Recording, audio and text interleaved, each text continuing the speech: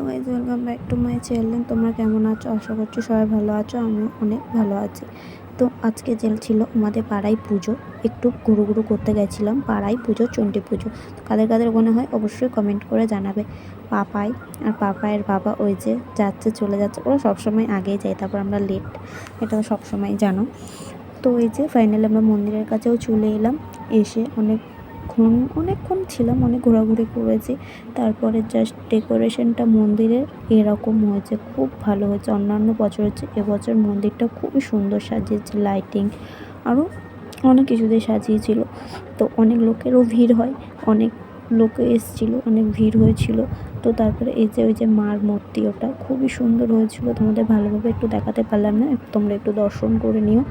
তো অনেক ভিড় ছিল, তো ওই জন্য ভালোভাবে দেখাতে পারিনি। আর আমাকে আমার ননদের মেয়েকে কেমন লাগছে অবশ্যই কমেন্ট করে জানাবে।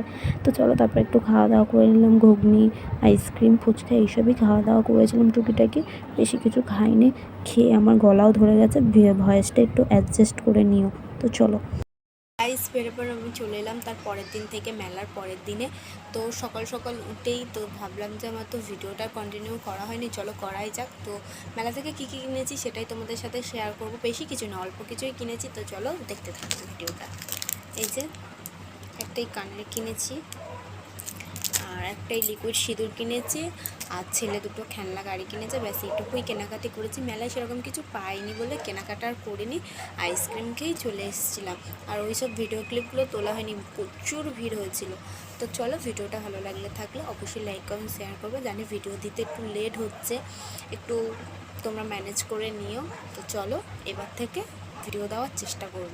চলো, ভিডিওটা ভালো লেগে থাকলে অবশ্যই লাইক কমেন্ট শেয়ার আর সাবস্ক্রাইব করে দেবে, আমার পাশে থাকবে। টাটা।